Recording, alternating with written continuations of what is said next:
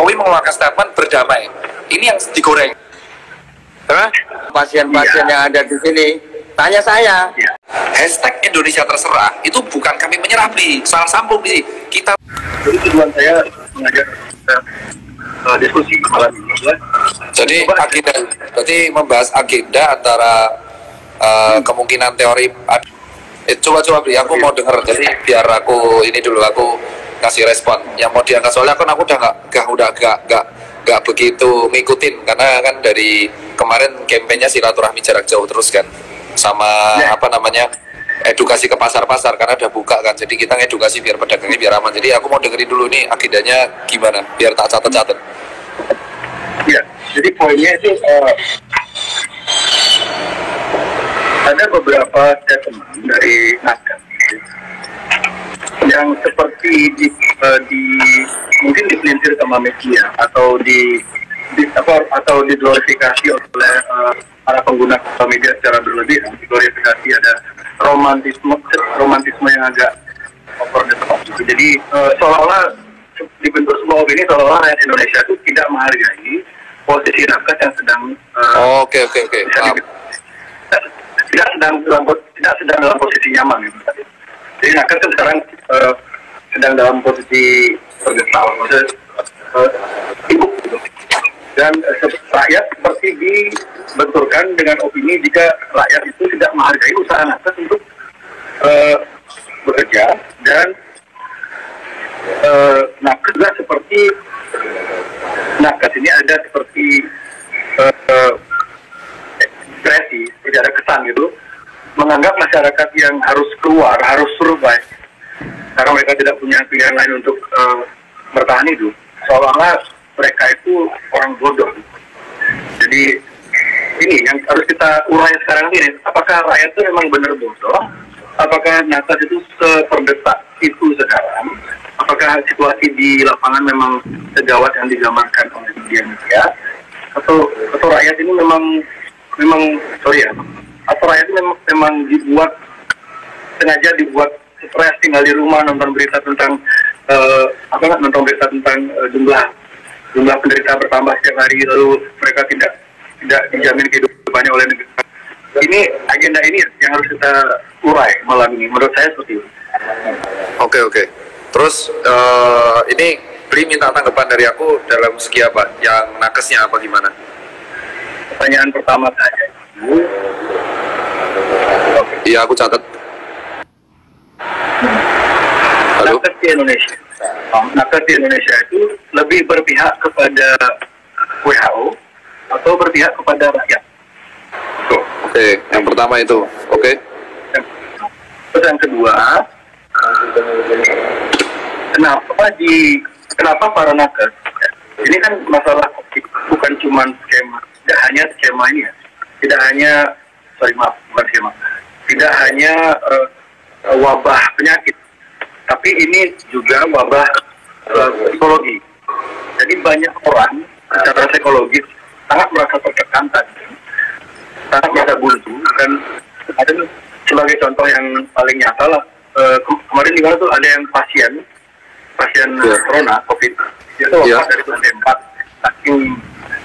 Orang pasien corona sampai lompat dari lantai 4 itu kan ingin mengakhiri hidupnya, itu tidak mungkin karena dia tahu tentang hal-hal lain. Yang pasti yang membuat dia sampai begitu kan pasti informasi yang dia serap yang sangat menakutkan gitu. Jadi kenapa para nakes ini tidak pernah mencoba, daripada menyuruh masyarakat untuk daripada memposisikan diri untuk berbenturan dengan masyarakat, jadi kayak marah-marahin masyarakat di jalan raya pakai seragam DP, marah-marah, entah itu settingan atau enggak saya kurang tahu, mungkin kita bisa jelasin nanti. Daripada nakes itu membuang-buang energi untuk marah-marahin saya, ini kan masalahnya bukan cuma wabah penyakit tapi wabah psikologi. Oke. Itu nanti saya bisa.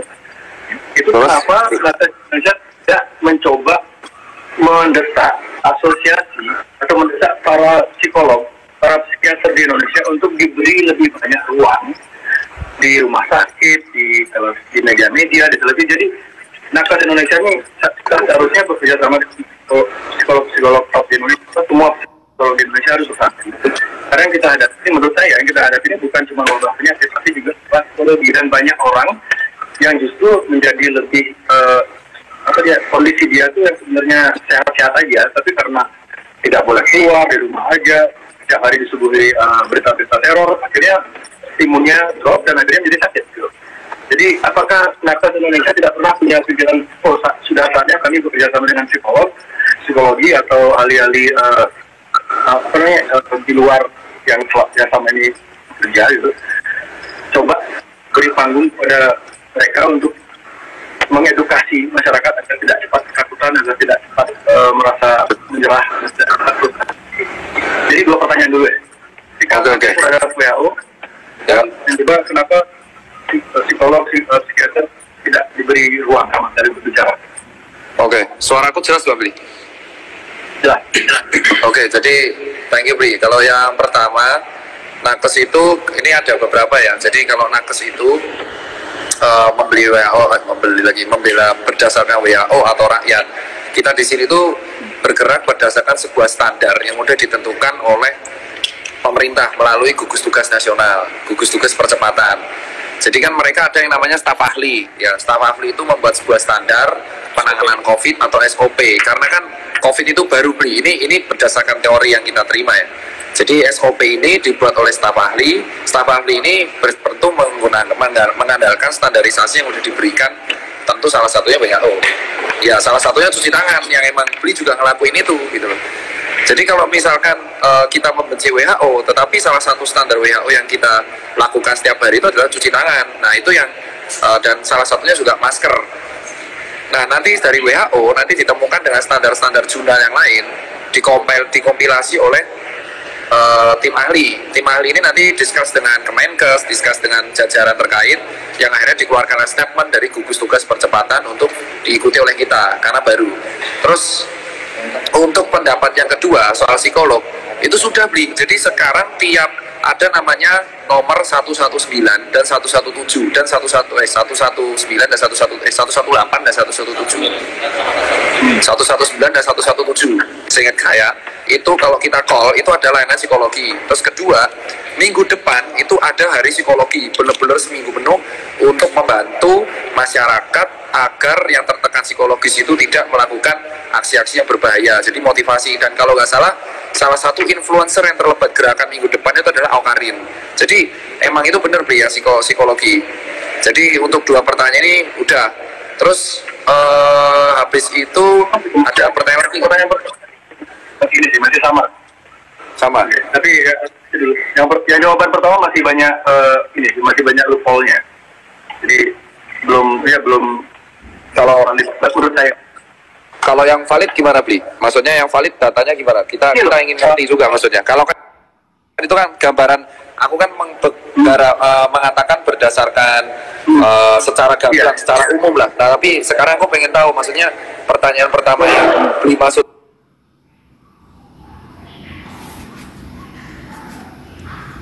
itu ke arah mana? Biar aku dengarkan, nanti aku catat lagi, aku akan memberikan tanggapan Bli. Begini loh, menurut beberapa dokter di luar ya, yang mereka ini sangat jarang, mungkin dilarang untuk tampil di platform-platform mainstream. Contohnya salah satunya adalah Dr. Andrew Kaufman, lalu ada Judy Mikovits.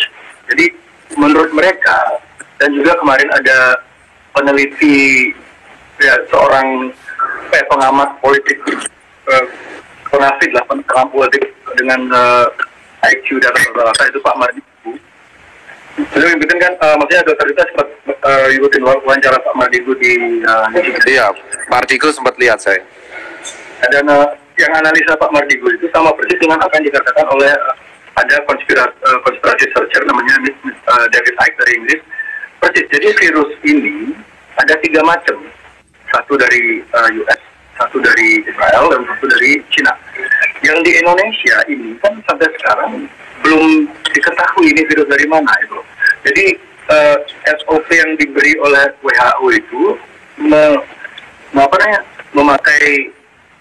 memakai kasus yang mana sebagai sebagai acuan mereka. Karena kalau misalnya virusnya tapi metode pengetesannya itu sebagai Kaufman. Jadi yang saya ingin tanya ini itulah WHO kan mengontrol SOP di Indonesia. Apakah WHO tahu virus ini yang mana? Yang A, B, C?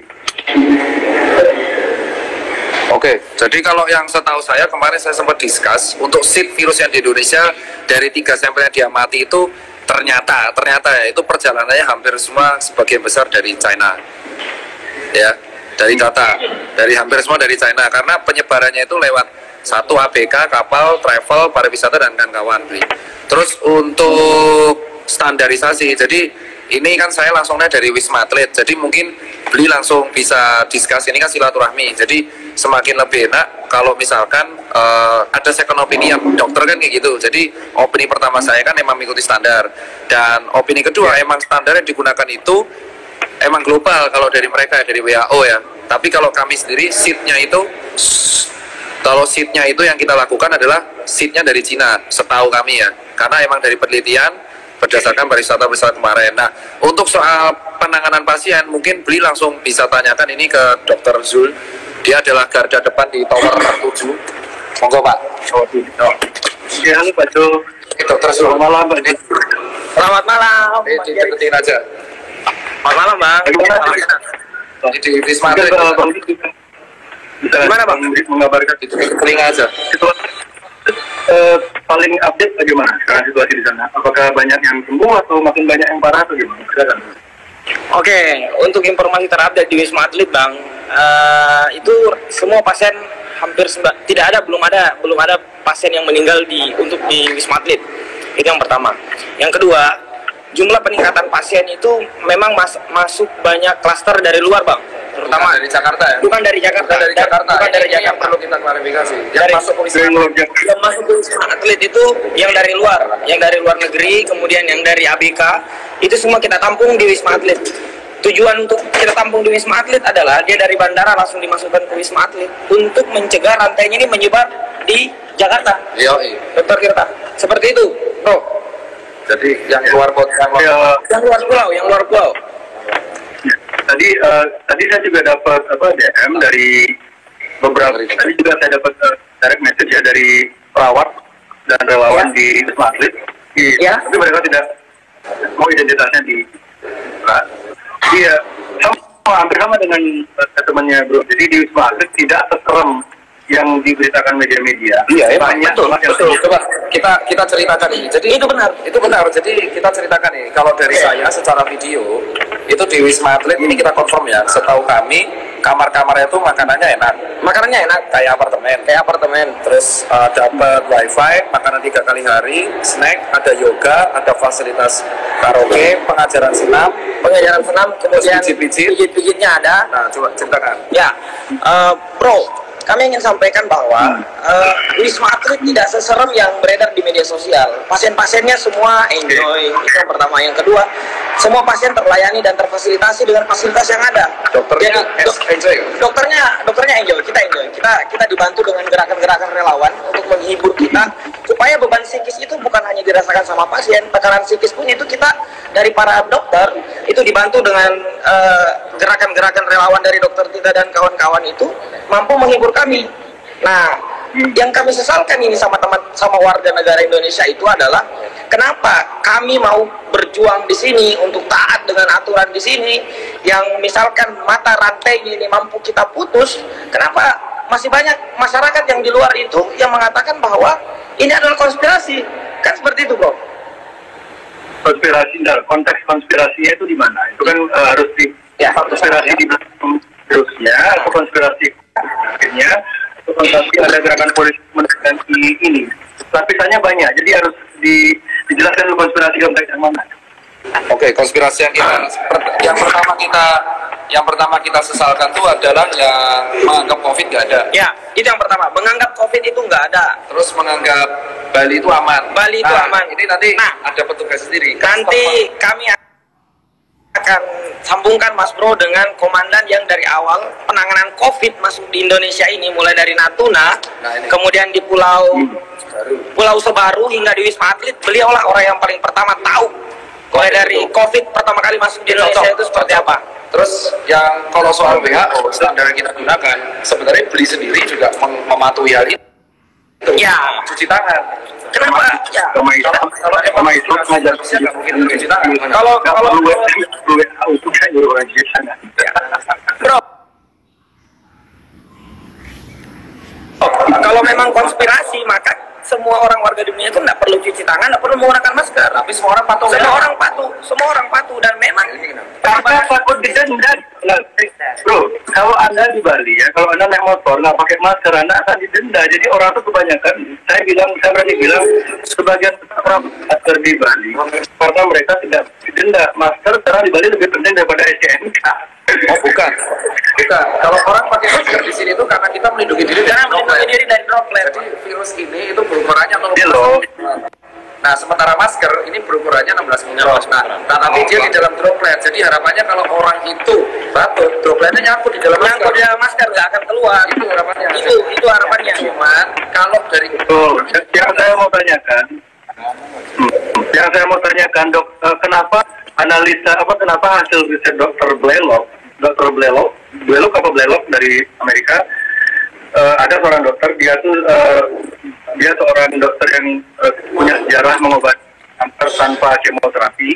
Jadi dia tuh suka melakukan menurut riset dia, tadi cari di website dia, Dr. Blaylock, itu justru penggunaan masker berlebihan pada orang-orang yang tidak sakit itu justru bisa melemahkan imun dan membuat orang menjadi sakit. Gitu. Informasi yang tidak seimbang begini, maksudnya jika media massa itu kan seharusnya berilah masyarakat informasi dari kedua kubu.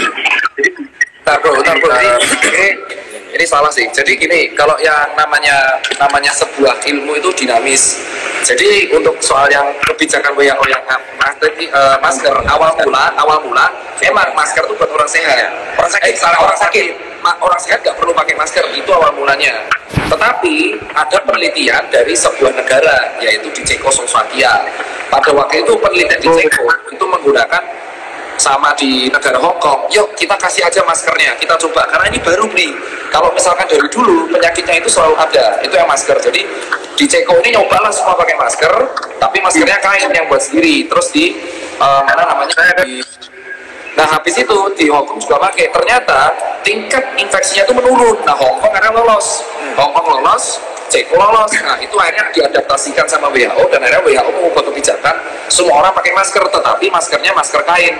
Soalnya kalau pakai masker kain itu bisa meningkatkan UKM nih. Nah itu yang pertama. Terus yang kedua soal cancer, penelitian itu sebenarnya benar. Cuman kalau di dalam kedokteran contoh di dalam kedokteran itu ada tingkatannya. Ada yang namanya uji coba dulu penelitian, terus habis itu uji coba di hewan. Kalau hewan masih lanjut lulus, berarti kita akan lanjut lagi di manusia. Nggak boleh langsung tiba-tiba bagus langsung manusia, nggak boleh beli. Terus soal vaksin itu lama beli prosesnya. Indonesia punya beli di Edsman Institute. Indonesia itu punya sendiri beli lembaga yang membuat vaksin sendiri. Itu memang ada, yaitu Edsman. Mereka itu guru besarnya mengatakan kepada kami pada waktu di BNPB, benar ya? Ya. Itu mengatakan proses membuat vaksin itu lama banget. Pertama dia harus ngecek dulu. Setelah ngecek nanti dia akan yang namanya itu ini Pak, tadi kita bicara masalah masker, vaksin aja belakangan. Kalau masalah masker mungkin argumen dari Tirta dan kawan tadi, masalah masker saya akan percaya. Kalau masker itu bisa benar-benar mencegah COVID, saya akan percaya 100%. Kalau Bill Gates mulai memakai masker, kalau Donald Trump mulai memakai masker, karena mereka berdua itu setiap hari meeting sama banyak orang. Mereka tuh nggak mungkin nggak ketemu orang, dan mereka tuh sering ketemu orang. Kenapa mereka di media-media satupun nggak ada foto Bill Gates atau Donald Trump memakai masker? Jadi mungkin masalah masker itu kita masih ya, karena banyak penelitian dari dunia dari dokter lain yang tidak di bawah narasi WHO, mereka tuh punya menunjukkan jika penggunaan masker yang terlalu berlebihan untuk yang sehat itu akan membuat orang menjadi sakit. Dan juga penelitian yang lain adalah ketika orang terlalu banyak di rumah tanpa kena vitamin D, itu akan membuat orang lain. Jadi ini yang apakah narasi dari WHO ini perbedaan dari para dokter Indonesia? Jika narasi dari WHO sengaja didesain untuk menjadi sakit gitu.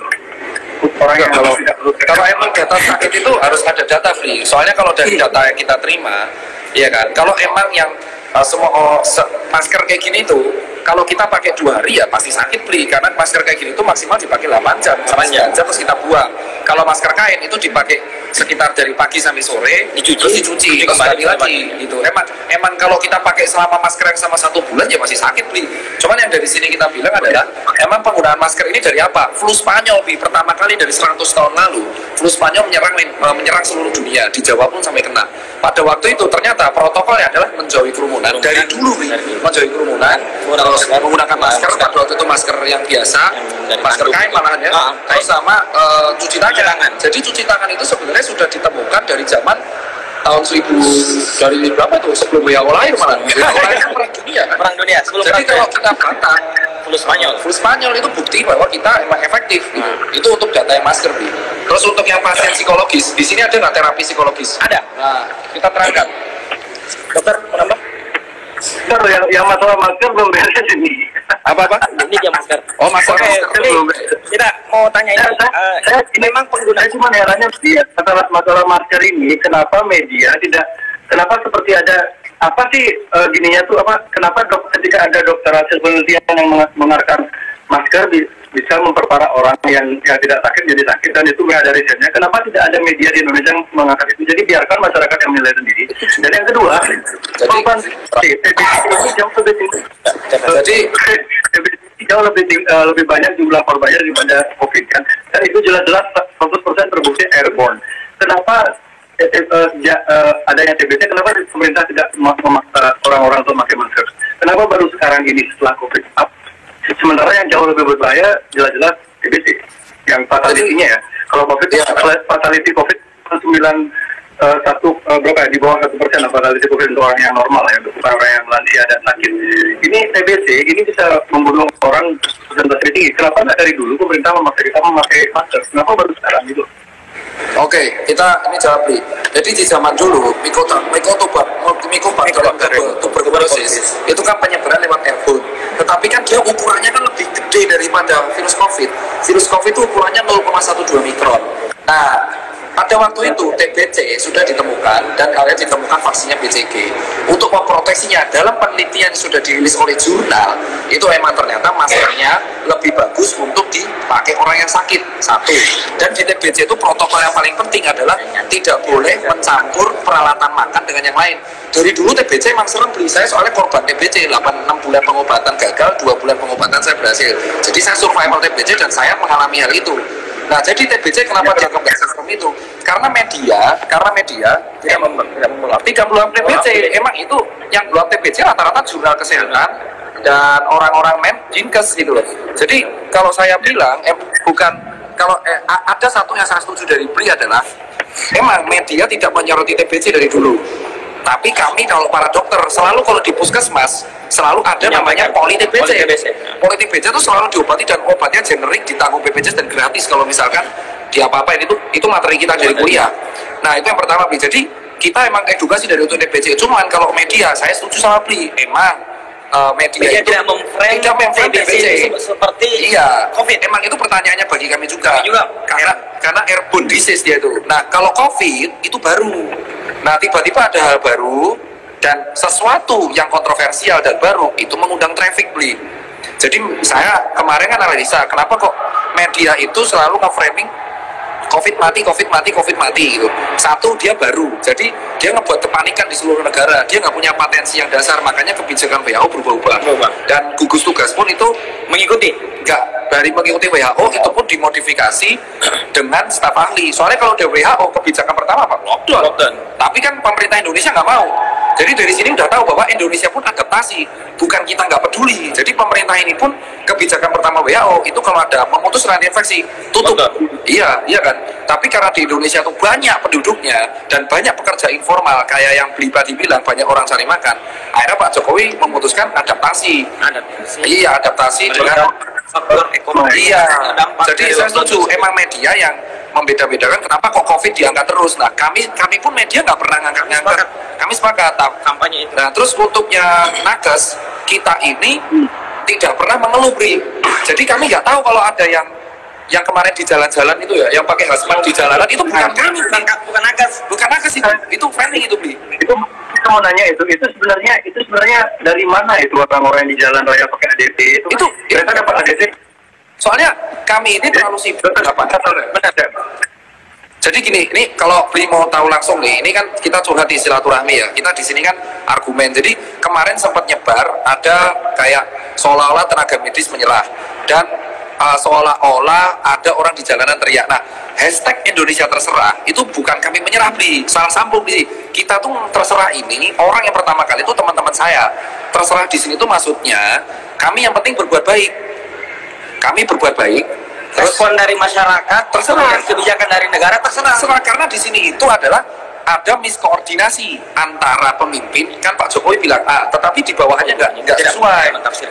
Iya kan, tapi kan itu bukan tugas kami sebagai nakes. Nah, tugas kami adalah sesuai dengan SOP, kami menolong orang di rumah sakit dan edukasi. Nah, terserahnya adalah ya wes tanggapanmu mau gimana. Kami nggak nyerah. Nah, kedua, untuk orang di jalan-jalan yang teriak-teriak nakes itu bukan kami. Soalnya apa? Jadi itu kenapa? Itu dokter Tirta itu nggak tahu itu siapa itu orang. Nggak tahu. Soalnya kami ada SOP. Kalau sampai memakai hazmat di luar Wisma Atlet, digorok beli sama dia beli. Tuh, komandan itu beli. Nah itu beli. Nah tuh beli. Kalau dia ini beliau ini itu yang berjuang dari pertama kali COVID masuk di Indonesia. Jadi beliau akan cocok kalau ngomong soal kapan COVID masuk gitu, dan seatnya pun beliau yang hafal. Jadi di Wisma Atlet pun ada psikolog, ada wifi, ada makanan. Jadi saya setuju. Kalau sampai ada pasien mau bunuh diri, berarti di sini ada dia takut banget. Support psikologi yang diusulkan, saya setuju juga karena emang itu sudah dilakukan. Cuma tidak di blow up nih. Emang jarang yang blow up. Semoga dokter-dokter ini juga, dokter kan punya power juga tuh untuk ketika diwawancarai media, ketika dia ketika mungkin bisa di blog media-media, tolong dong wawancarai baik psikiater itu kan psikiater banyak pantun agar itu menyemangati rakyat jika penyakit ini tidak sesuai yang diberitakan gitu. Nah, jadi di sini itu adalah saya herannya. Kan kemarin di statement terkesannya beli jengkel sama tenaga medis. Nah, saya herannya kan saya sama beli baik-baik aja, follower pada mention. Soalnya gini beli, kami itu tidak pernah jengkel sama rakyat. Kami selalu bilang terserah rakyat. Kenapa? Karena kan kebijakan diatur oleh pusat. Jadi dan kalau ada yang bentur-benturin itu bukan kami, karena kami itu udah terlalu sibuk untuk posting kegiatan kami, kan wajib tuh. Terus mau pakai hazmat, terus habis itu ngurusin pasien gitu. Buat pasien betah. Kita membuat pasien, kita tuh fokusnya membuat pasien betah. Soalnya stres di sini kan. Nah, makanya kalau ada agenda-agenda yang mengatakan bahwa kami mau melawan rakyat, saya nggak setuju. Kalau saya mau lawan rakyat, kami mau lawan rakyat. Dari kemarin kami udah mogok. Kami kan nggak mogok. Kami tidak akan datang ke sini. Kami nggak akan datang ke sini. Dan soal gaji, coba ditanyakan. Ini dari pertama curhat ya. Nah, coba kita ini biar semua bisa mendengar. Kita persoalan gaji. Oke, untuk persoalan gaji kami di sini sukarelawan. Kami relawan ke sini, Mas Bro. Kami datang hampir dari seluruh Indonesia, dari Sabang sampai Merauke. Dokter-dokternya itu sampai minggu ini itu ada sekitar 168 orang yang bergabung di sini, berjuang di sini untuk bagaimana caranya kami bisa memutus mata rantai COVID ini. Dan kami sama sekali datang ke sini tidak menanyakan gaji. Kami tidak menanyakan gaji. Jadi kalau ada isu yang pertama kali mengatakan bahwa dokter ke sini cari duit salah. Itu salah. Karena kita pun nggak mikir gaji. Kami ke sini tiket sendiri. Satu. Itu yang pertama, kami harus meninggalkan pekerjaan di utama kami di daerah masing-masing. Sudah lumayan padahal gaji yang di tempat kami kerja sebelumnya. Kami masuk begini, kami bergabung di sini di Wisma Atlet ingin menyampaikan bahwa kami punya tanggung jawab kemanusiaan untuk memutus mata rantai ini. Itu beli. Jadi kalau ada isu beli yang kita bayaran itu dah hoax. Itu tidak ada hoax sama sekali. Kita nggak pernah. Tidak pernah kami kesini. Kalau kita diagnosa COVID, kita nggak pernah bayar. Jadi misalkan ada isu. Kalau kenapa? Anda berdua bilang dokter-dokter tidak ada yang digaji, tidak ada yang mendapat insentif ketika insentifnya pun ada, tapi besarannya insentifnya ada. Pemerintah akan siapkan untuk insentif, tapi belum keluar. Mereka belum keluar dan kita menghargai karena mereka lagi emang fokus di rakyat.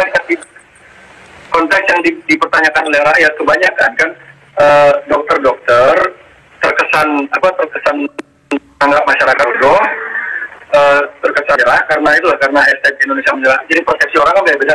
Apalagi sekarang semua orang sedang dalam keadaan terdesak kan ketika mereka membaca hashtag Indonesia menjelah. Kita nggak pernah bodoh masyarakat, Bi. Kita nggak pernah. Kita itu nggak pernah bodoh-bodohin masyarakat. Ini skena dan narasi yang menurut kami sesat. Jadi gini bro, sesat. Kami nggak pernah menyerah, akan tetapi kami selalu mengajak masyarakat untuk bekerja sama. Biarkan kami berjuang di rumah sakit, akan tetapi masyarakat di luar itu patuh akan himbauan yang telah dianjurkan oleh negara. Kalau kemarin ternyata gimana? Mungkin ada baiknya, tagar Indonesia terserah itu ya dilupain aja gitu loh. Oh sudah, sekarang ini kita udah ganti, Bi. Sekarang Indonesia bangkit. Sesuai, karena kan kemarin mispersepsi di menyerah kayak gini di kopinya. Saya nggak pernah. Indonesia terserah itu bagi rakyat. Saya coba secara psikologi saya memposisikan diri saya sebagai rakyat menengah ke bawah gitu ya. Ketika melihat hashtag Indonesia terserah itu, yang ada di kepala mereka kebanyakan adalah dokter-dokter ini kok pada ngambek gitu loh. Oh, nggak ada bro. Demi Allah nggak ada. Demi jiwa negara nggak ada. Kami nggak ada. Negara nggak ada. Itu makanya kami di sini Wisma Atlet itu meluruskan. Kita buat hashtag baru. Kemarin kan saya upload tuh, Bi. Itu adalah Indonesia bangkit. Ini gara-gara sekarang lagi di Wisma. Sekarang lagi di Wisma Atlet kan kalian? Di tower 2 di Green Zone, jadi aman, Bri. Nah, terus ini kalau soal ini, Bli mungkin penasaran ya. Mungkin teman-teman di Indonesia, saya menggunakan Bli kalau boleh. Teman-teman di Indonesia tuh banyak yang belum tahu perjalanan COVID. Nah, ini langsung Bli dari Natuna. Kira. Saya baru dapat informasi dari seorang perawat di Wisma Atlet. Saya nggak akan bilang namanya. Saya bisa jamin dia memang di Wisma Atlet. Saya tanya, maaf, pertanyaan saya adalah, apakah di sana ada gaji untuk relawan dan dokter di sana? Lalu dijawab sama dia, di sini makan dan gaji terjamin. Ada nominalnya per bulan. Dijawab sama dia, saya kemarin dapat insentif 7,5 juta per bulan. Terus dia jawab lagi, iya beli per bulan, untuk dokter beda beli insentifnya. Makan di sini ditanggung. Banyak donatur yang juga memberi sumbangan makanan dan lain-lain.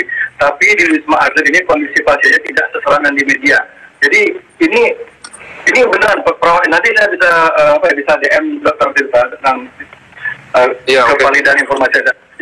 Jadi itu juga membantah kalian jika tidak ada yang digaji pada relawan gitu. Itu buktinya ada kalau nggak dicair. Insentif itu emang digaji, tapi emang belum cair. Jadi belum cair kan? Udah. Belum. Intinya insentif. Jadi ini Bli yang perlu diluruskan. Nanti banyak yang ngomong akan komat. Ya, kita kan mencoba menyimak. Jadi glorifikasi atau romantisasi perjuangan nakes sekarang memang patut diapresiasi.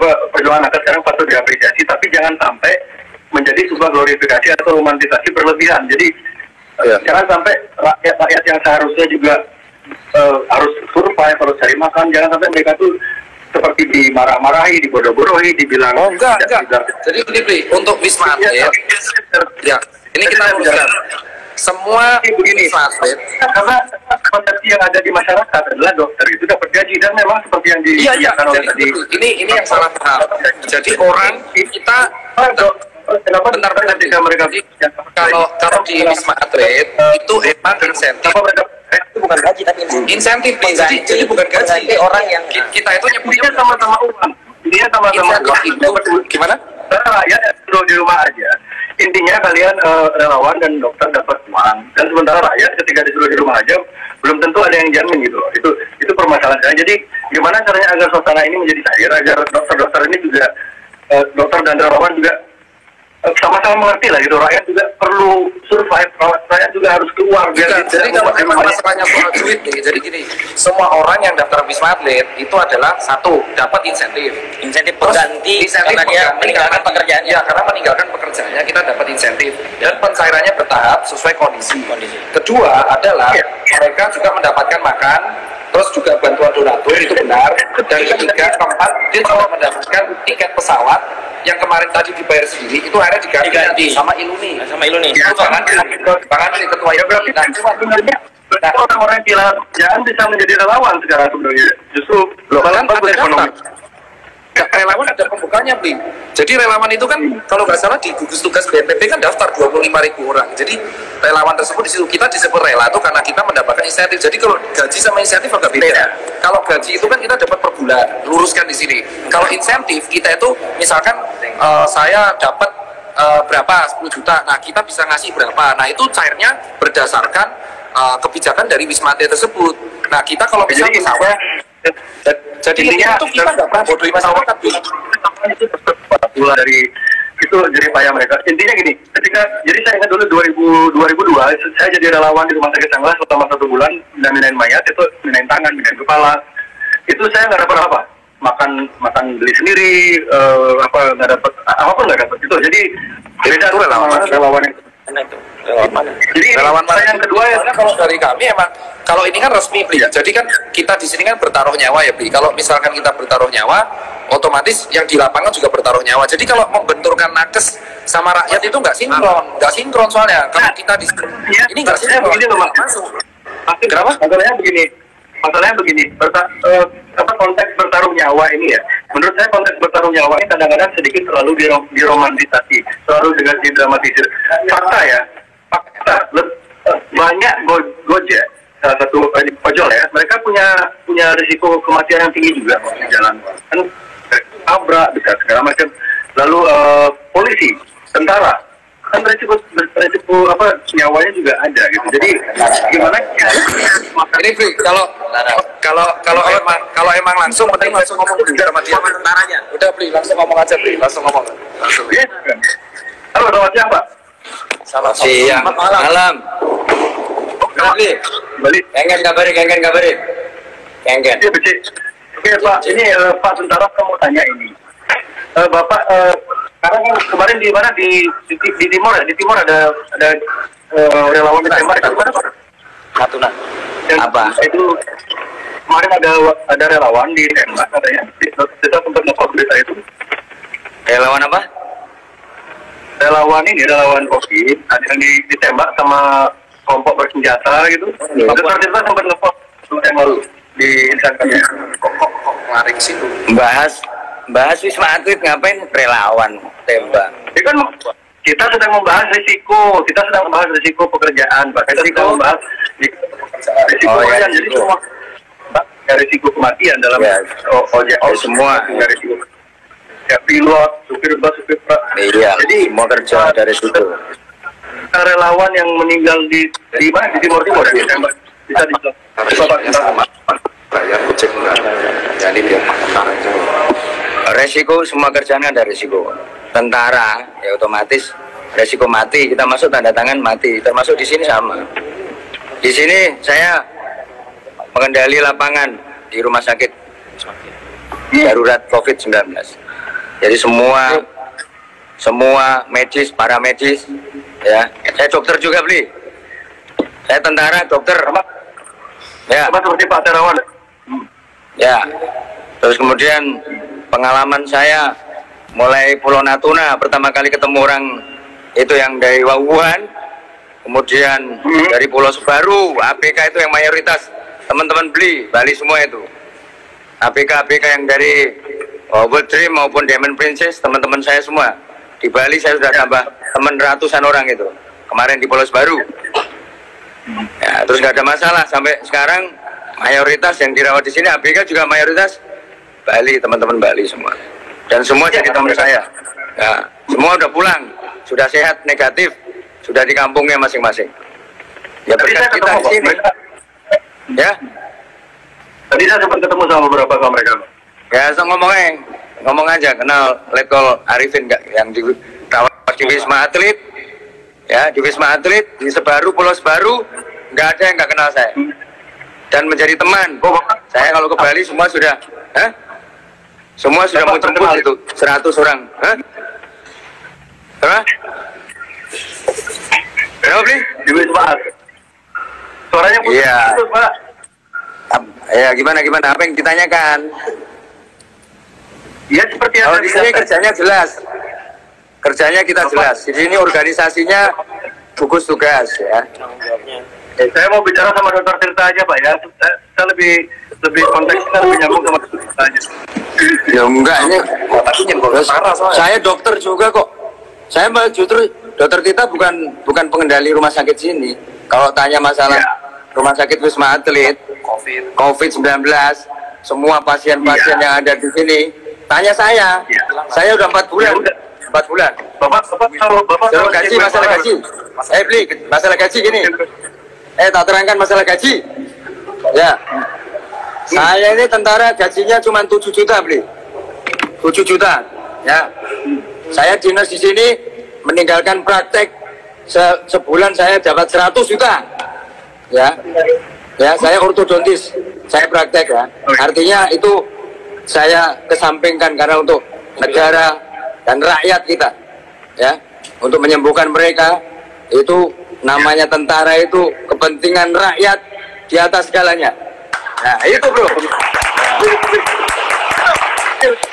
Jadi jangan berbicara masalah insentif apa tadi itu.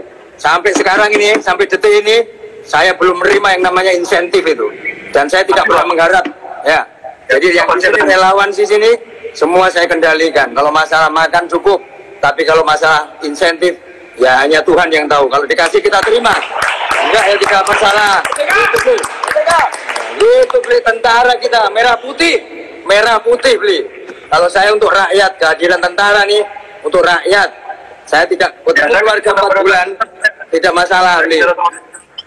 Nah, apa yang lagi ditanyakan? Gaji tidak jelas, sudah nggak ada gaji. Gaji ya gaji tentara. Ya? Ini tadi konteksnya relawan sama dokter, kok Bapak jadi ikut-ikutan marah? Ya tadi masalah gaji. Ya tadi ngomong-ngomong masalah gaji tadi. Insentif juga. Sekarang di semua bahasanya begini loh Pak. Rakyat kelas menengah ke bawah itu, mereka tuh ketika mereka mencoba survive, mereka berjuang, mereka tuh nggak dapat jaminan pensiun. Beda sama Bapak. Jadi jangan rakyat tetap didengarkan aspirasi mereka tuh hanya mencoba bertahan hidup. Kalau relawan di sini semua kita dikendalikan oleh kita juga, karena di sini main body-nya adalah operasi militer selain perang. Untuk kemanusiaan main body-nya ada tentara di sini. Organisasinya gugus tugas, ya Panglima Kodam ini sebagai Kogas Kapatnya kalau tahu beli. Jadi ini organisasinya jelas di sini. Jadi bukan ecek-ecek, ya. Jadi di sini kita kerjanya jelas, ya. Semua clear dan tidak ada masalah. Ya teman-teman beli, coba tanya saja. Nanti tak kasih kontaknya lah. Semua teman beli nanti tak kasih. No, ada grupnya saya, WA. Alumni Wisma Atlet, alumni Pulau Sebaru, saya masih ada ratusan orang Bali.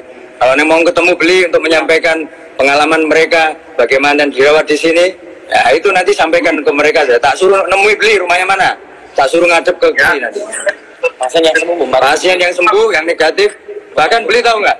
Mereka punya perkumpulan mensupport kita kemarin itu, ngirim APD, ngirim donasi dari orang-orang Bali di Pulau Sebaru itu. Bali, kain orang-orangnya CS sama saya, orang-orangnya mudah dikendalikan. Itu beli. Jadi mereka puas. Ya. Dan masyarakat juga kami nggak pernah. Ya, kita nggak pernah lah beli. Kalau di sini kita tugas itu ikhlas. Jadi semua bahkan kiri pun ya, orang yang jalan kaki ke sini pun kita layani dengan baik. Jadi mau jalan kaki, mau naik motor, mau naik Mercedes, semua kita perlakukan sama di sini. Ya. Ini sudah di luar konteks nih Pak. Maaf saya potong. Ya, apa sekarang kontaknya apa? Oke, apa? Ini dialog saya sama Pak Tentara berarti ini. Ya nggak apa-apa, kita kan teman, rakyat itu teman saya, nggak ada masalah beli. Kita ngomong santai aja. Oke beli. Ya, yang tentang itu kan banyak tuh rakyat-rakyat yang ngadu ke saya. Ketika mereka mereka punya keluarga atau relasi, mereka sakitnya itu belum tentu COVID itu. Lalu mereka masuk rumah sakitnya itu memperlakukan SOP COVID. Lalu akhirnya dites ternyata negatif karena misalnya contohnya nih, ini ada beberapa contohnya bapaknya dia sakit jantung tapi dites COVID, jadi harus tunggu berapa minggu untuk hasil tesnya keluar. Selama nunggu hasil tesnya itu sakit jantungnya itu tidak ditangani sama rumah sakitnya. Lalu semua biaya dari pengobatan segala macam sampai penguburan itu ditanggung sama keluarganya, keluarga bapak yang meninggal ini. Seharusnya kan itu ditanggung oleh negara. Jadi kasus-kasus kayak gini sebenarnya, dan ini bukan cuma 1-2, banyak banget yang terjadi di Indonesia di lapangan ya, terjadi seperti itu. Mungkin Bapak tentara bisa menjelaskan. Itu di mana, Bli? Kejadiannya di mana? Kalau di Wisma Atlet nggak ada seperti itu. Jadi di Jakarta ada laporan. Di mana di Bali ada, tapi di Bali nggak sampai meninggal. Cuman terus daerah lain saya nggak akan bongkar karena mereka bilang ke saya tolong jangan bongkar identitas kami karena mereka takut gitu, takut dipelintir oleh media segala macam. Cuman sekarang kan media regulasi dipelintir gitu, Pak. Aslinya gini, Bli. Kalau pemerintah yang berhubungan dengan COVID-19, yang khusus dengan COVID-19, itu memang semua dibiayai oleh negara, Bli. Jadi termasuk di Wisma Atlet ataupun di rumah sakit umum daerah, ya, itu dibiayai oleh negara. Kemudian harusnya sampai penguburannya, ya, semua itu dibiayai oleh negara. Nggak ada masalah itu, artinya ambulan diantar, kemudian sampai penguburan itu dibiayai oleh negara sampai penguburan pun. Tetapi kalau memang mungkin, ya ada yang mungkin laporan itu kan laporan harus jelas. Laporan itu harus jelas siapa, terus kemudian bisa ditindaklanjuti. Kalau memang ada rumah sakit yang melantarkan, artinya ke pasien yang meninggal kemudian mereka tidak difasilitasi, yaitu ya rumah sakitnya termasuk salah kan gitu. Karena memang ya COVID-19 ini memang karena ini pandemi ya, jadi negara ini sudah mengeluarkan ya uang banyak lah untuk rakyat, dan itu adalah gratis sama dengan di sini. Mereka datang hanya modalkan tiket. Ya. Jadi jika saya masih terus harus jalan sama Pak Tentara, saya akan nekat aja. Karena saya tujuan saya ini dialog sama Dokter Tirta. Tapi sepertinya Dokter Tirta kurang bisa mengimbangi jawaban-jawaban saya, dia cari backing, oke lah. Oh ya enggak. Bukan gimana, soalnya tadi kan urusan gaji. Kalau gaji sama bawa tentara. Nah, kalau bawa gaji itu bukan kompetensi dari saya, Bli. Itu kompetensi komando lapangan. Nanti saya disekak, Bli. Soalnya saya nggak dapat. Kalau kan relawan. Kalau yang ngajuin resmi, yang itu nggak ngegas, Bli. Jadi Letkol Arifin tuh emang logatnya seperti itu, Bli. Jadi mohon maaf ya. Jadi kalau dari sini, saya klarifikasi. Iya, saya klarifikasi bentar. Kalau saya klarifikasi, kalau berkaitan dengan gaji atau insentif, itu saya langsung melemparkan ke komando lapangan yang emang mengendalikan semuanya. Tahu semua. Jadi kalau insentif dan kawan-kawan itu udah ada kebijakan dari atasan-atasan. Untuk pencairan ya yang tahu atasan-atasan. Kita mah yang penting kerja doang, bener nggak dong? Nah, kalau soal relawan yang lain, kayak relawan dari OKP, relawan saya kayak saya gini, saya sih udah ikhlas-ikhlas saja. Kita menghimbau untuk bekerja sama. Jadi kita di sini tuh kita gesernya bukan insentif. Jadi gini, kita di sini tuh kecewa. Kecewanya adalah kenapa kok dibenturin orang-orang yang nggak dapat uang di jalanan sama kita. Nah, kita di sini tuh nggak masalah soal uang gitu loh. Jadi kenapa kok yang di jalanan ojol-ojol kayak seolah-olah bilang dokter dapat gaji, resikonya sama. Kenapa kok kami di rumah aja, kami nggak dapat gaji, kami pengen keadilan loh. Kami nggak pernah ngangkat soal uang dari kemarin. Saya bingung isu itu keluar dari mana. Makanya di sini kita luruskan. Luruskannya adalah satu, tidak ada disebut insentif dan gaji berbeda. Nah, insentif itu khusus Wisma Atlet diatur oleh kementerian-kementerian yang ini kan banyak kementerian ya Wisma Atlet. Ada Kemenkes, ada PMK, terus banyak banget nih, dan itu untuk penggajian urusan mereka. Satu. Kedua, relawan lain kayak saya ikhlas, bodoh amat saya dikasih apa enggak, karena saya gugus tugas relawan. Kalau mereka kan banyak banget. Nah, untuk soal penggajian yang tahu ya Pak Arifin dan atasan.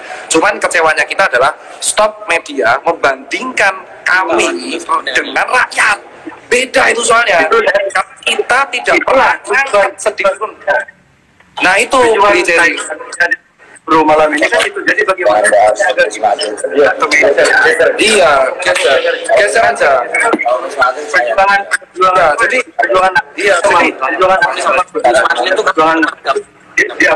Tapi jangan sampai terlalu lebih. Iya, jadi intinya gini, sekarang kita geser ke topik lain. Soalnya kalau Wisma Atlet, iya, kalau Wisma Atlet kita di sini itu selalu sesuai SOP. Terus edukasi masyarakat, kita nggak pernah menggerakkan yang namanya menyerah, nggak pernah sama sekali. Kita nggak pernah menolak pasien, kita juga selalu pantang pulang sebelum. Nah, kita tuh pantang pulang sebelum corona tumbang. Terus pasien selalu disupport psikolog, ada hiburan beli. Jadi di sini ada hiburan outbound, itu untuk relawan. Terus disupport banyak orang, insentifnya ada kebijakan. Nah, jadi ini tuh gold standar. Nah, kita geser ke yang lain, kebijakan masker tadi udah. Terus terus yang apa namanya, yang isu-isu yang di tengah jalan-jalanan yang demo, nggak pernah itu dokter demo, nggak pernah itu dokter demo, apa pihak yang itu dari pihak-pihak yang mencoba mericukan situasi berarti ya, orang yang pakai pakaian ADP di jalan itu berarti itu dari pihak nggak ada. Jadi kalau ada orang yang pakai APD di jalan, semua orang bisa pakai APD beli. Soalnya sekarang semua orang jual APD, murah beli APD. Berarti bisa dibilang itu mereka provokator lah gitu ya. Betul, ini beli harusnya ya, protokol kesehatan itu tidak boleh mengizinkan pakai APD di luar selain rumah sakit dan vaskes. Red zone nggak boleh. Jadi kalau ada orang pakai APD ke pasar, pakai APD ke jalanan, itu salah dia, nggak boleh beli. Itu jelas provokator. Karena apa? Orang Wisma Atlet itu tidak kepikiran untuk ke arah itu. Kita tuh intinya adalah kalau bisa tower itu kosong, kalau bisa, sehingga kalau tower kosong kita cepet pulang. Nah masalahnya towernya kan nambah dan kita ini nggak seseram. Jadi kalau kemarin ada narasi netizen ya, ada netizen yang mengatakan menghina-hina Wisma Atlet, ataupun ada netizen yang mengatakan Wisma Atlet bla bla bla, itu nggak bener. Tolong tanyakan ke kami, karena info-info yang beredar di masyarakat itu rata-rata salah fatal soal pandangan kami. Ini tuh tempat paling nyaman lah, kayak ya atlet-atlet ditanyakan. Jadi setuju ya beli, narasinya kita setuju bahwa kita emang dibenturkan. Naskes di sini tidak pernah sama sekali menyerah, membodoh-bodohkan masyarakat, itu nggak pernah, nggak boleh beli, melanggar sumpah. Pasien harus kita sumpah pertama, pasien harus kita layani dengan sepenuh hati. Dan jujur beli, kita itu soal kebijakan pemerintah kayak A, B, C, D, E, Z itu kita ngikut gitu loh. Jadi kalau misalkan ada yang PSBB ngumpul, itu nggak mungkin dokter yang bubarin nih, nggak boleh. Karena itu bukan ranah kita. Ranah kita tuh 4. Ada namanya promotif, preventif, rehabilitatif, kuratif. Nah, yang rehabilitatif sama kuratif itu tempat-tempat rumah sakit, kami promotif preventif itu beli. Ngomongnya nggak pede, bisa ngomong. Oke, pertanyaan terakhir ya. Oke, Pak. Pertanyaan terakhir untuk Dr. Tirta. Orang bacaan baru. Kenapa, Pak? Ya. Gimana, Bli? Bisa. Iya, saya dengar. Bagaimana pendapat Dr. Tirta pribadi tentang Ibu Siti Fadilah? Mantan Ibu Siti apa? Ibu Siti Fadilah. Oh, kalau Ibu Siti Ebola. Itu kasus Ebola. Jadi kalau Bu Siti, jujur aja, itu kan saya kan pada waktu terakhir Bu Siti itu saya masih kuliah. Ya kan, saya pada waktu Bu Siti itu kemarin itu saya masih kuliah. Tetapi ada satu hal yang saya sorotin, ya secara pribadi ya. Kita itu punya lembaga namanya Eijkman Institute, betul kan Pak? Dan kita tuh Indonesia punya lab-lab yang luar biasa bagus. Setiap kampus tuh punya lab mantap-mantap Indonesia. Jadi kalau apakah Indonesia bisa buat vaksin? Kita tuh punya lab mantap. Cuman media tuh tidak datang ke lab biomol. Jadi vaksin itu dikembangkan oleh sebuah laboratorium bernama Laboratorium Biologi Molekuler. Nah itu salah satunya Eijkman Institute. Dan Indonesia bisa Pak. Makanya Eijkman ini butuh support dari kita, tapi butuh waktu, butuh support karena duitnya mahal banget emang. Cuman ya itu media itu ya yang angkat Eijkman itu sangat. Tirta setuju dengan solusi Bu Siti jika Indonesia harus bikin vaksin sendiri ya? Tidak boleh. Iya kalau bisa, soalnya kalau bisa ya buat sendiri gitu loh, karena negara kan berdikari. Cuman kan buat vaksin tuh ada 3 kendala beli kalau saya bilang secara pribadi. Pertama adalah biaya. Satu biaya, kedua waktu, karena uji vaksin itu lama. Kenapa? Virus COVID itu seatnya banyak. Ada yang dari Cina, ada yang dari mana, dan harus dites satu-satu. Nah, ini nanti dites, setelah dapat penelitian, dicek di hewan, lolos ke hewan, dicek nanti ke manusia, namanya randomized control trial, RCT. Nah, setelah itu lolos, masukin jurnal, itu prosesnya 2 tahun. Dan kalaupun lolos, setelah anggap aja let's say bertahun-tahun, itu harus izin dulu beli. Setelah izin, boleh nggak kita ngejual di negara sendiri? Kalau boleh, baru kita produksi. Nah, kita 170 juta orang. Bayangin berapa lab yang dibutuhkan. Nah, makanya problemnya itu adalah sumber daya dan duit. Kalau emang ada orang-orang yang sanggup menyupport dan donasi Eijkman, nggak apa-apa. Ya, bagaimana burung. Jadi kalau menyamakan burung sama COVID, intinya tuh kita kan namanya virus itu kan ada yang namanya mutasi, ada yang namanya perkembangan virus. Jadi kalau disamakan sama persis, itu nggak bisa beli. Kalau emang virus sama persis dari dulu, COVID itu namanya adalah dia perkembangan dari SARS-CoV-1.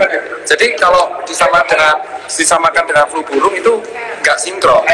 nggak sinkron, Bli. Jadi ada kebijakan-kebijakan yang lain. Jadi kalau Bu Siti Fadila yang kasusnya beliau itu jujur kami di 2008 dan kita di sini di 2008 tidak paham di kasus itu, tetapi ada satu yang setuju, emang benar Indonesia harus mandiri sendiri, itu emang benar karena kita emang punya lembaga-lembaganya, kita punya sumber dayanya, kita hanya butuh support dari rakyat, percayalah sama Indonesia gitu.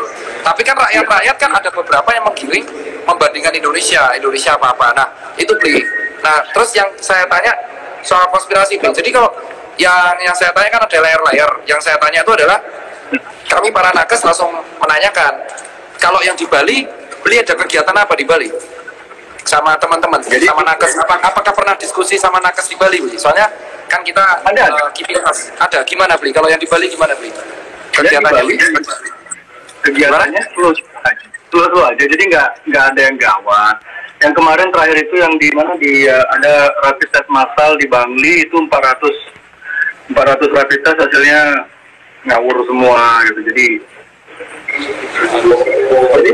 kalau yang saya tanya ini Bli, kan kemarin kan Bli teriak-teriak soal WHO kan, maksudnya WHO sendiri itu kan yang salah satunya mengusulkan social distancing, di rumah aja jaga jarak. Nah Bli di beberapa campaign Instagram itu juga mematuhi prosedur WHO Bli, beberapa yaitu pakai cuci tangan dan membagi-bagi masker. Nah ini yang kami tanyakan dari para nakes, yang kami keberatan itu adalah kok digorengnya arahnya ke konspirasi seolah-olah COVID itu buatan Indonesia. Nah kita tuh kan negara besar ya Bli. Kita kan negara. Nah ini yang kita tanyakan, kita konfirmasi Bli, apakah niat Bli? Saya nggak ada bilang COVID ini buatan Indonesia, itu jauh banget. Jadi yang saya maksud konteks konspirasi yang saya maksud di COVID ini adalah dia. Ini loh, jika kan saya mempelajari dari awal, ini kasusnya dari awal banget. Jadi orang yang paling pertama menekan WHO untuk mengeluarkan status pandemi itu adalah Bill Gates.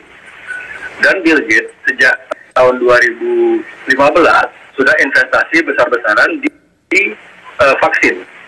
Dan dia di bulan Oktober 2019 dia membuat simulasi bagaimana cara jika dunia mengalami pandemi, bagaimana cara mengatasi. Simulasinya namanya Event 201, itu di Amerika 3 minggu sebelum status pandemi. Dan saat ini donatur terbesar di WHO setelah Amerika memotong donasinya 3 minggu, donatur tertinggi di WHO adalah Bill Gates. Yang di bawah Bill Gates itu ada Inggris, di bawah Inggris Gavi namanya. Gavi itu asosiasi korporasi vaksin dunia. Di Gavi ini pemegang modal tertingginya adalah Bill Gates. Jadi saya hanya mencoba, saya nggak bilang terima kasih Indonesia atau Indonesia membuat virus, enggak. Saya cuma bilang konspirasi ini adalah terlalu banyak kebetulan yang ini loh, kok orang ini bisa ngeramal sedemikian akurat ramalannya, lalu dia investasi besar-besaran di vaksin segala macam, lalu membicarakannya secara terbuka di publik, ini akan terjadi, dan dia cita-cita untuk depopulasi, pengurangan jumlah penduduk agar bumi ini bisa tetap. Ya, kamu aman kan, Bli? Sinyal aman, sinyal. Tadi saya nyanyi loh, Mas Tirta. Tadi saya sendiri nyanyi itu ada sekitar 17. Aman loh, Mas. Masalah tadi sebelum saya live sama sampean lagi. Oke, tadi ya, saya masuk konspirasi itu saya nggak mengerti, bilang kawan jadi saya itu merasa dan juga banyak negara sedang dikerjain gitu loh sama kekuatan elit global ini yang jadi apa namanya gimana? Jadi kalau dari aku ingin ini bertanya aja sih, kalau yang soal WHO itu kan maksudnya yang pertama adalah kita fokusnya kan Bill Gates sendiri. Kenapa Bill Gates nggak pakai masker? Ya kita tuh kan kalau ngomong di depan umum pasti masker harus dicoba, Bli. Itu kayak saya menduganya SOP, tapi saya nggak peduli karena saya nggak pernah kenal di Bill Gates. Saya juga tahunya di Microsoft dan saya nggak berniat untuk mengenal lebih jauh. Cuman kalau soal teori yang perkembangan vaksin, kenapa kok dia pengen industri di vaksin? Karena semakin banyak penduduk di dunia dan semakin kembangnya teknologi, semakin banyaknya radiasi nuklir, itu akan memperbanyak virus-virus dari masa lalu untuk bermutasi. Jadi virus-virus ini kan muncul sudah dari dulu-dulu. Ada virus flu Spanyol, terus ada virus-virus Ebola. Ini menurut Bill Gates. Ini menurut Apa? Bill Gates. Apa? Ini tadi argumen tadi menurut Bill Gates. Yang mana? Yang Mas bilang tadi, yang bilang virus itu. Bentar, yang mana? Yang nggak dengar aku. Bentar, gimana? Yang tadi Mas Tirta bilang itu ada rakyat makin banyak, nuklir segala macam itu argumen dari penjelasan dari Bill Gates atau dari dokter mana gitu? Kalau dari kami sendiri sih timbulnya virus-virus banyak itu kan emang dari penelitian nih. Jadi virus yang semakin muncul itu dikarenakan emang satu teknologi kayak pabrik yang banyak, lalu interaksi yang banyak, migrasi orang, migrasi people sama jumlah penduduk dan mutasi sama gaya hidup. Jadi itu berkembang terus. Nah makanya saya berpendapatnya itu kemungkinan besar itu dikarenakan adanya hal itu, Bli. Jadi itu, tapi kalau soal Bill Gates sendiri, saya jujur nggak mengenal atau apapun. Tapi yang jelas Indonesia memang punya X-Men dan kita harus support. Itu, Bli. Iya. Tapi Lalu bagaimana dengan apa? Dokter Tirta pernah dengar nama Dokter Anthony Fauci? Dokter Anthony Ya. Fauci apa sih? Bli, dokter penyakit dalam Ya. apa?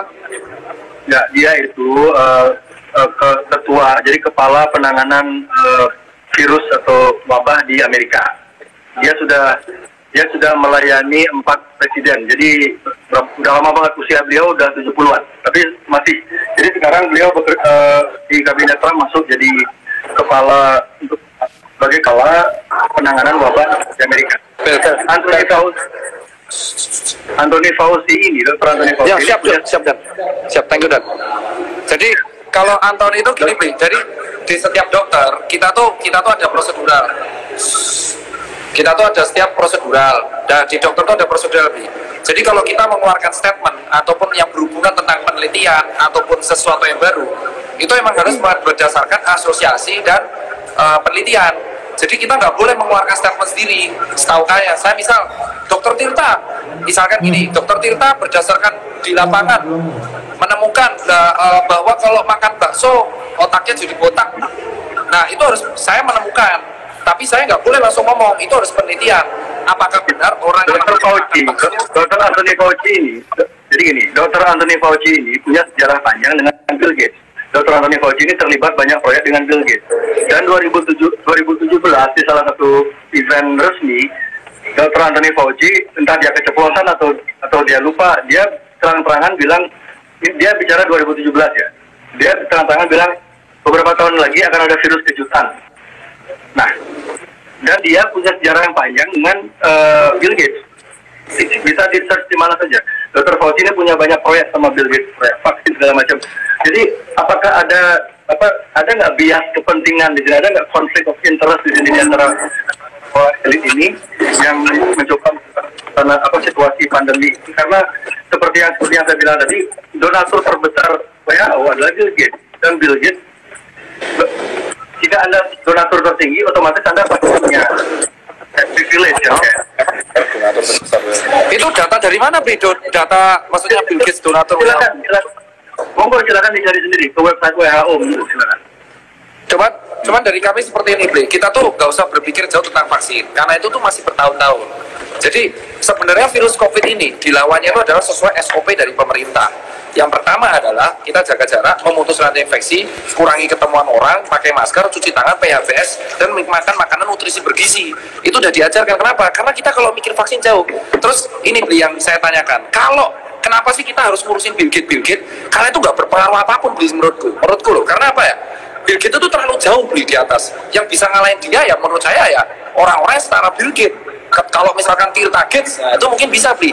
Tapi yang saya tanyakan di sini adalah sebenarnya manfaatnya apa kita ngurusin Bill Gates gitu loh. Karena kondisi negara ini kan sebenarnya sudah capek, ya kan? Sudah capek gitu loh, Bli. Kayak saya nggak memaksa semua orang relawan, saya nggak masalah. Tapi kita tuh bisa gotong royong aja. Karena Indonesia udah capek. Kenapa kok kita tuh nggak pas masa penjajahan, seperti masa penjajahan, kita tuh gotong royong. Masalah kita itu kan sebenarnya adalah COVID ini kapan kelarnya. Yuk kita itu mari berdayakan gotong royong. Kalau kita emang pemerintah Indonesia pengen new normal, kita gotong royong dengan cara PHBS, kita berdayakan RT RW. Kenapa? Ini kan bukan pengaruh Bill Gates. Masa Bill Gates ngurusi RT RW kan nggak mungkin, Bli. Jadi menurut saya secara pribadi, sebenarnya secara pribadi ini, menurut saya nggak begitu berguna beli kalau kita tuh ngurusi Bill Gates. Kenapa? Karena terlalu jauh beli gapnya, kecuali satu, orang-orang yang emang koneksi langsung dengan WHO.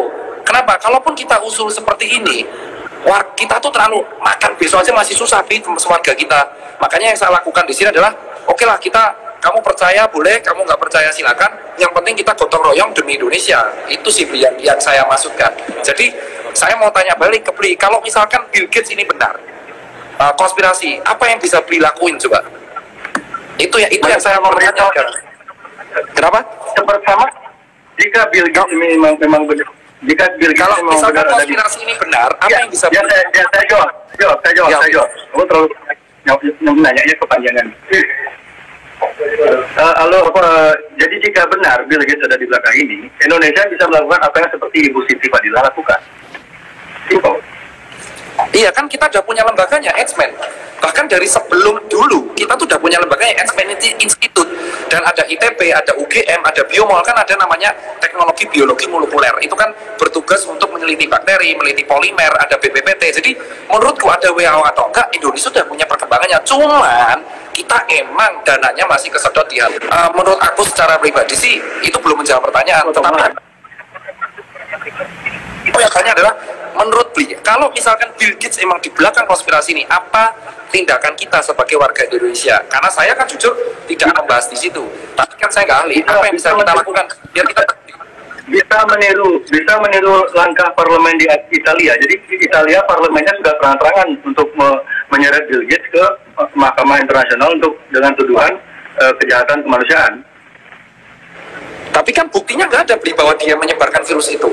Itu bisa jadi fitnah, Bli. Kecuali kayak misalkan siapa namanya Nazi gitu kan, Hitler, dia terbukti menggunakan kamar gas untuk membantu orang Yahudi gitu, dan ada bukti cakar-cakarannya. Nah kalau misalkan parlemen Italia menuntut Bill Gates, bukti harafiahnya kan nggak ada, hanya dugaan dan praduga. Sementara di aset hukum itu kita praduga tak bersalah. Nah itu Bli yang maksudnya aku tanya. Kita itu belum menjawab pertanyaan. Pertanyaan saya cuma satu. Kalau misalkan Bill Gates merupakan dalang semua ini, misalkan, apa yang sebaiknya Bli sarankan rakyat Indonesia lakukan? Kalau misalkan benar, apa yang saya Bli sarankan? Kalau saya kan sarannya gotong royong mandiri. Kenapa? Karena saya nggak bisa menyentuh beliau, ya kan? Nah kalau menurut saya, apa yang bisa kita lakukan ini, Bli? Biar kita dengar, Bli. Kalau pendapat saya pribadi, jika memang ada kelompok elit di belakang skema COVID ini, ya rakyat seharusnya bersatu gitu loh. Jadi kita bersatu, ya sampai yang rakyat yang harus bekerja itu disudutkan, nakes juga jangan sampai dibenturkan dengan rakyat.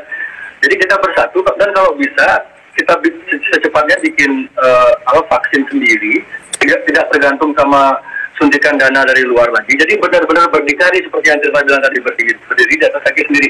Karena fakta yang ada, virus ini memang tidak semematikan yang dibicarakan media-media. Itu kita sudah sepakat berkali-kali tentang itu.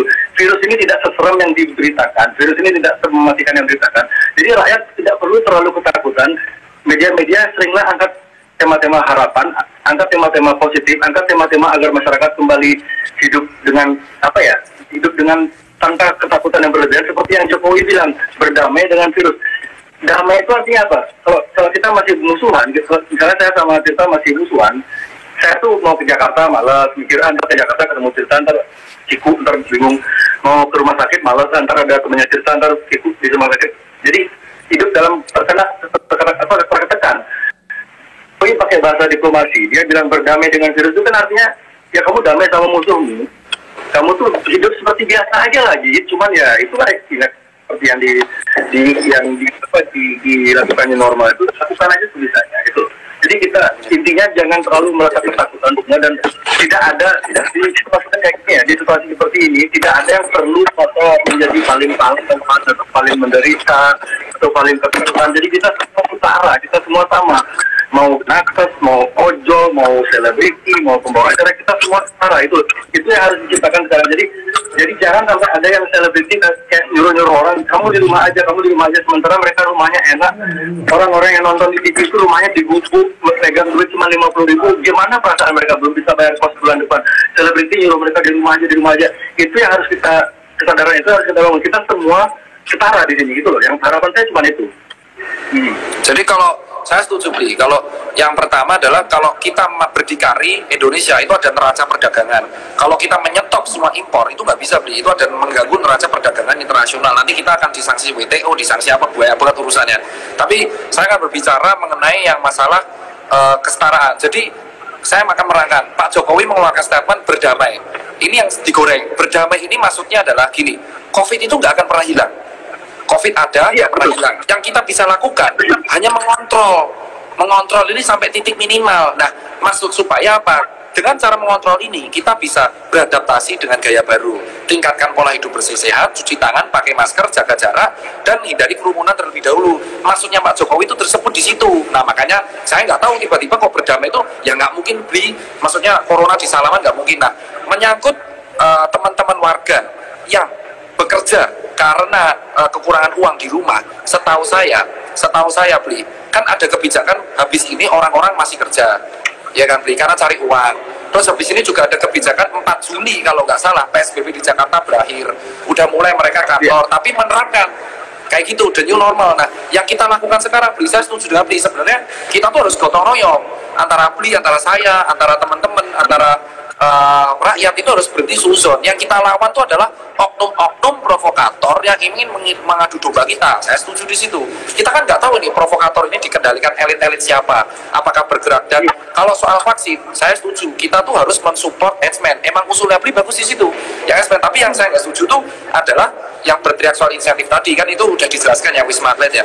Terus yang soal membodoh-bodohkan, tenaga medis nggak pernah membodoh-bodohkan. Dan yang soal WHO itu ada beberapa yang kita ikuti juga. Terus yang berikutnya gotong royong. Terus yang kita harus mandiri, itu benar kalau vaksin, tapi harus proses. Terus yang berikutnya adalah untuk yang konspirasi, menurut saya sudah cukup disudahi Bli, karena menurut saya Bli penyampaiannya harus lebih jelas gitu loh Bli. Si konspirasi ini tuh nyasarnya kemana? Lebih mengerucut Bli. Soalnya kalau Bli nyasarnya Bill Gates terus, itu terlalu jauh Bli. Orang-orang petani juga nggak peduli Bill Gates.